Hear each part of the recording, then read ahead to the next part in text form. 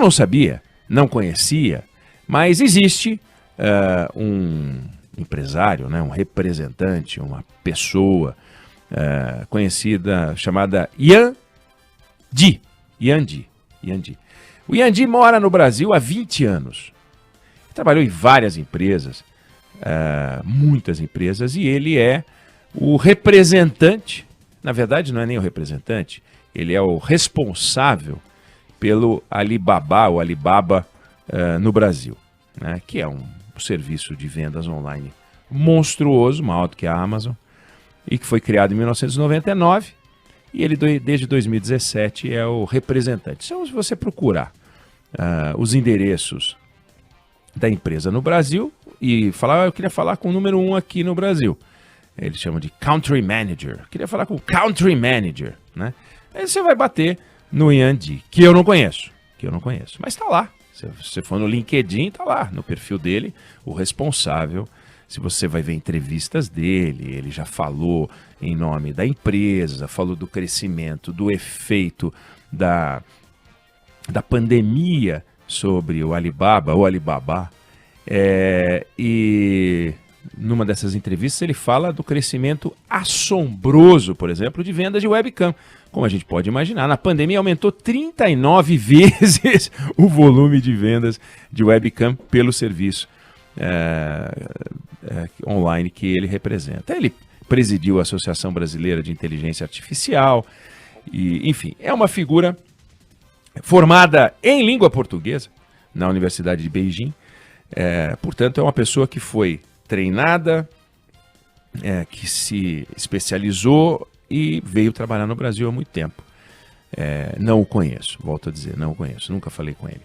Mas ele é o representante, ele é o country manager. Então, se por acaso acontecer qualquer contratempo, não tem nenhuma lei, por exemplo, obrigando que uma empresa que vende produtos ou oferece serviço no Brasil tenha um representante aqui. Não existe essa lei. Você pode, o mercado é livre, você pode fazer uma compra online numa empresa que não tem representante no Brasil, mas ela vende para o Brasil. Então, certos produtos que você vai comprar não são entregues, porque tem limitações da legislação brasileira, e outros produtos podem, todo mundo já passou por essa experiência, viu uma coisa barata, que legal, vou comprar aqui para o Brasil. Eles falaram, não entregamos nesse endereço, porque não entrega no Brasil, porque as regras brasileiras não permitem e tal. Tem um problema, você entra em contato com a empresa. Antes, esta empresa, você tinha que fazer contato, você ia falar entre aspas, com um algoritmo qualquer. Aí eles colocaram serviço humanizado, troca de produto, você consegue trocar por um produto, entregar um produto no endereço brasileiro, onde você tinha que mandar para fora, enfim, uma série de providências de quem quer operar no Brasil. E aí chegamos no Telegram. O Telegram, que é um serviço misturado, né? Ele não é exatamente igual ao WhatsApp, é também uma forma de compartilhamento de conteúdos que é mais amplo do que o WhatsApp, bem mais amplo do que o WhatsApp, e não tinha um representante no Brasil. Eles recentemente colocaram um escritório de advocacia e agora colocaram um representante. Existe um advogado contratado que agora fala em nome do Telegram. Mas não existia. E o Telegram, ele recebeu incontáveis demandas judiciais e ignorou. O Tribunal Superior Eleitoral determinou um negócio, ele estava nem aí. A Polícia Federal, não é um órgão judicial, mas fez pedidos, ignoraram, não responderam. O Supremo Tribunal Federal, na figura do Alexandre de Moraes, fez uma série de pedidos, também foi absolutamente ignorado. E depois de várias atitudes como essa, de ignorar as ordens judiciais, o Alexandre de Moraes, na semana passada, disse: vai me ignorar? Então tudo bem, eu vou aplicar o Marco Civil da Internet, que é uma lei de 2014, e vou interromper o seu serviço aqui no Brasil. Plá! Então vamos suspender.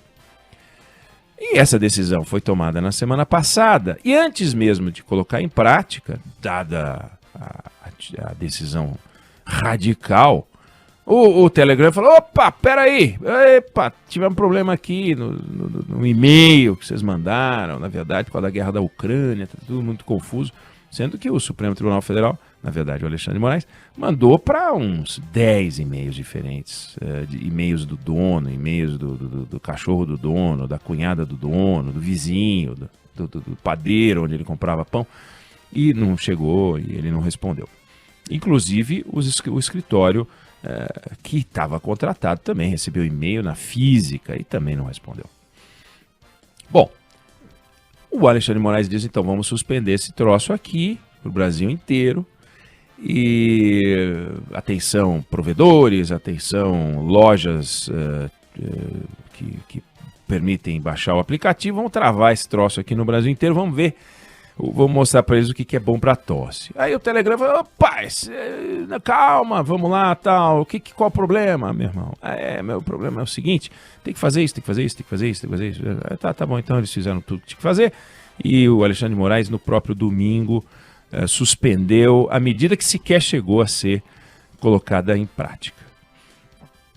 E aí, quando a gente vê essa história toda, surgem várias perguntas. A primeira pergunta que surge é a seguinte: pode uma empresa operar ignorando as leis? Não, não pode. Não pode.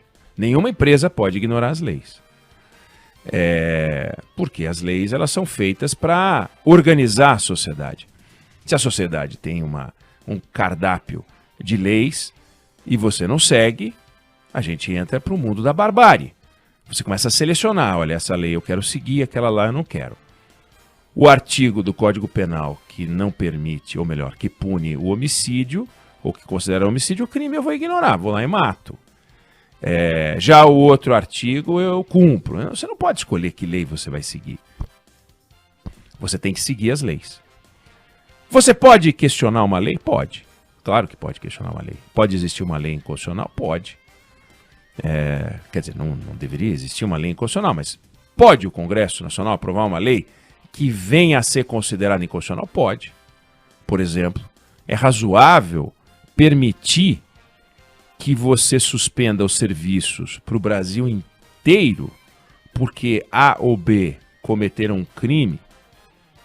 Então, digamos, é razoável suspender o serviço de fornecimento de ônibus para a cidade de São Paulo porque numa linha, num determinado horário, alguém usou o ônibus para assaltar, né? Assaltou o ônibus. Então, para medida de segurança, suspende todo o sistema de transporte da cidade de São Paulo. Não é razoável. Mas a gente tem uma lei, que é o Marco Civil da Internet, que permite a suspensão das atividades de um provedor, de uma conexão, de aplicativos da internet, caso sejam descumpridas ordens judiciais. O Marco Civil da Internet foi considerado inconstitucional? Não foi considerado inconstitucional. Pode aplicar? Bom, se não foi considerado inconstitucional, pode aplicar. E o Alexandre de Moraes aplicou. Então, é preciso que as empresas e as pessoas sigam as leis? Sim. Todas as leis são constitucionais? Todas as leis são constitucionais, a não ser que você questione a constitucionalidade de uma lei e ela venha a ser considerada inconstitucional pelo Supremo Tribunal Federal e então essa lei vai ser derrubada. Até essa lei ser derrubada, essa lei vale. A não ser que você, como eu falei, recebe uma sanção, uma punição, como aconteceu no caso do Telegram, e você diz: peraí, eu quero agravar esse negócio, não aceito, não concordo com isso, não acho razoável. Por quê? Por que você vai suspender o serviço do Brasil para o Brasil inteiro de pessoas que estão fazendo coisas corretas se você está identificando na minha prestação de serviço que A ou B cometeram esse ou aquele exagero? Mas o Telegram não quis discutir, não discutiu a constitucionalidade do Marco Civil da Internet. Não discutiu. Tem gente que discute, pessoas boas cabeças discutem, mas a lei não foi considerada inconstitucional. Os artigos da lei que o Alexandre de Moraes citou na sua sentença estão lá, bonitinhos, funcionando e foram os artigos que ele usou para suspender o serviço do Telegram. Então a primeira pergunta é: pode você ignorar uma lei? Não, não pode. Depois, uma empresa pode ignorar uma ordem judicial? Essa é outra pergunta importante. Não. Como é que você pode ignorar uma ordem judicial?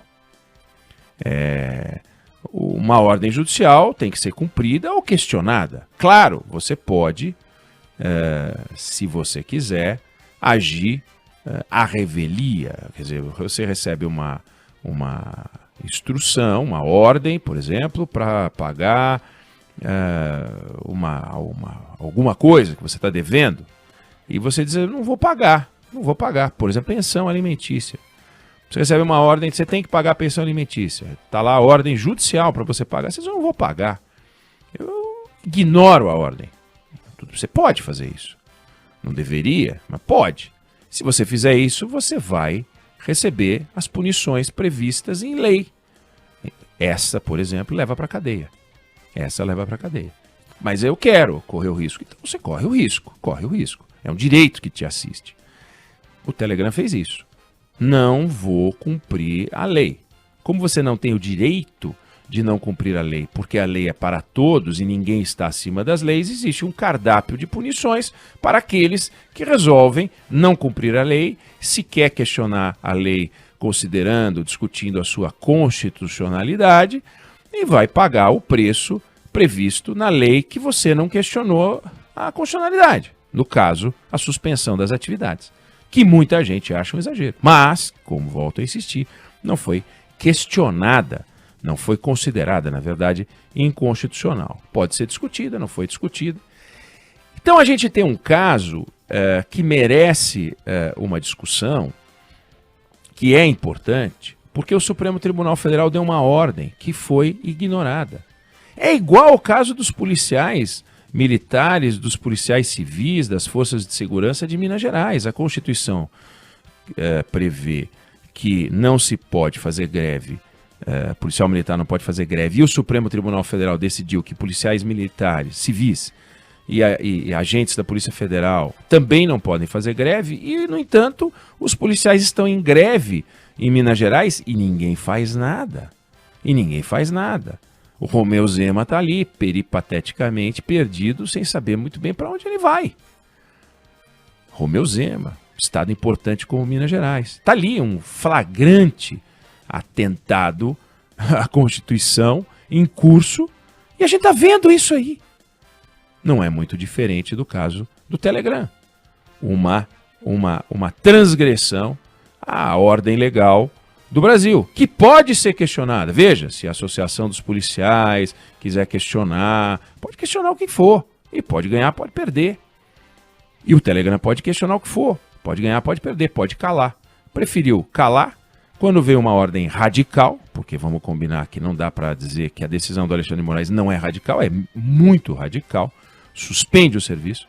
Aí então ele foi lá e capitulou. Eu vou fazer então o que diz essa instrução, né? Ou seja, no Brasil, a gente vive uma situação, e eu acho importante que a gente olhe para esse caso, que é uma situação em que a gente opera sempre testando os limites o tempo inteiro.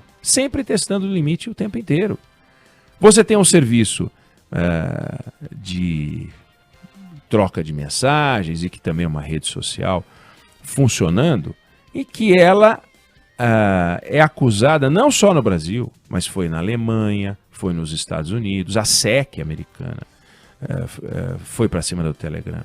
As autoridades alemãs foram para cima do Telegram e ameaçaram banir o Telegram da Alemanha por dar proteção ao discurso de ódio, que é crime, não pode. Quando ameaçou banir, eles vieram para conversar. E aconteceu o mesmo aqui no Brasil. Quando não ameaçou, quando mandou suspender, eles vieram para conversar. E o que vai organizar as coisas no Brasil é o dinheiro. Ou seja, o Telegram vai perder dinheiro, vai perder cliente, vai perder acesso. Então vamos agora conversar. Mas é espantoso como a gente opera aqui com uma facilidade nos limites. A gente não consegue ter uma conversa civilizada. Quer dizer, faz sentido autorizar isso que está acontecendo em Minas Gerais, a gente vê o que está acontecendo em Minas Gerais e achar que isso é normal? Faz sentido a gente ver essa história do Telegram e achar que é natural? Alguém ignorar completamente? Tá tudo muito exagerado no Brasil. Então fica um alerta. Será que a sociedade brasileira não vai conseguir andar num ambiente razoável? Vai ser sempre esse estresse pesado. Mandar tem que ver uma canetada dizendo, então eu vou desligar a energia do Brasil inteiro. Apaga Itaipu, apaga Itaipu. É assim que a gente vai ter que operar para que as coisas funcionem. É um pouco de exagero. E você não vê esse exagero o tempo inteiro acontecendo em outros lugares. E aqui a gente vê isso sempre no excesso, sempre no radicalismo, sempre no exagero. E também o Supremo não está fora disso. O Supremo não está fora disso. Esse inquérito, por exemplo, a gente pode questionar por que um inquérito como esse, sobre fake news, etc., está no Supremo Tribunal Federal. Por que isso já não foi para outras instâncias, posto que houve ataques à honra de ministros do Supremo, processos por calúnia na primeira instância, são pessoas que não têm foro privilegiado. Por que então não foi para a primeira instância? É um conjunto de exageros que no Brasil atravanca tudo, atravanca o bom funcionamento das leis, atravanca o progresso do país, atravanca a ordem, atravanca os avanços econômicos, atravanca os avanços sociais. Na área de educação isso é dramático, porque tem uma lição de casa para o Brasil, tem uma lista de afazeres que o Brasil tem pela frente e que é muito maior do que essas discussões. E, no entanto, a gente para aqui para ver o que o Telegram, o que a Polícia Militar de Minas Gerais está fazendo, etc. E tem um Brasil precisando ser feito, refeito, construído, reconstruído, organizado, e que vai ficando de lado.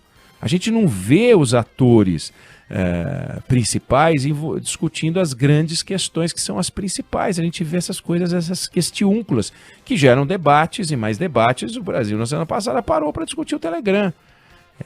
Fazer o quê, né? Então, que a gente aproveite, e nós estamos em março, a eleição é em outubro. Óbvio que tudo isso tem a ver com o processo eleitoral, o processo político, e que é lamentável, né? Mas é o custo da democracia. A alternativa é muito, mas muito pior.